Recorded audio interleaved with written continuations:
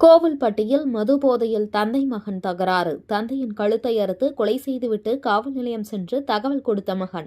தூத்துக்குடி மாவட்டம் கோவில்பட்டி வண்ண ஊரணி பகுதியைச் சேர்ந்தவர் முனியசாமி, 57, கொத்தனாராக பணியாற்றி வந்துள்ளார். இவருடைய மகன் ராகுல்காந்தி, 27, பெயிண்டராக பணியாற்றி வருகிறார். தந்தை மகன் இருவருக்கும் மது அருந்தும் பழக்கம் உள்ளது. இருவரும் அடிக்கடி சண்டை போடுவதும் வழக்கம்.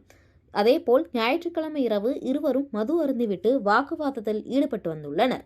வாக்குவாதம் முற்றவே முனியசாமி பாட்டிலை உடைத்து ராகுல்காந்தியை குத்த முயன்றுள்ளதாகவும், மேலும் அவரது கையை முனியசாமி கடித்து வைத்ததாக கூறப்படுகிறது.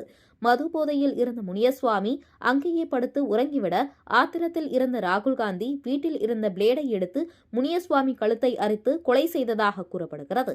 இதையடுத்து கையில் காயத்துடன் இருந்த முனியசுவாமி கோவில்பட்டி அரசு மருத்துவமனைக்கு சென்று சிகிச்சை பெற்றுள்ளார். மேலும் அங்கிருந்த காவலரிடம் நடந்ததை பற்றி கூறியுள்ளார். கோவில்பட்டி கிழக்கு காவலர் நிலையத்திற்கு சென்று தனது தந்தையை கொலை செய்து விட்டதாக தெரிவித்தார். இதனை அடுத்து கையில் காயத்துடன் இருந்த மகன் கோவில்பட்டி அரசு மருத்துவமனைக்கு சென்று சிகிச்சை பெற்றுள்ளார். மேலும் அங்கிருந்த காவலர் ஒருவரிடம் நடந்ததை பற்றி கூறியுள்ளார்.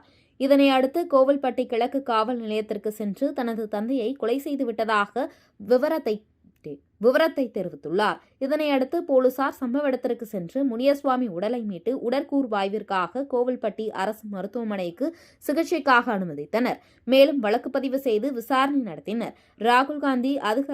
ராகுல்காந்தி அதிக மது போதையில் இருந்ததால் போலீசார் தொடர்ந்து விசாரணை நடத்த முடியாத நிலை உள்ளது. போதை தெளிந்த பிறகுதான் விசாரணை நடத்த தந்தையை ஏன் கொலை செய்தார் என்பது குறித்து கேட்க முடியும் என்று போலீசார் தெரிவித்தனர்.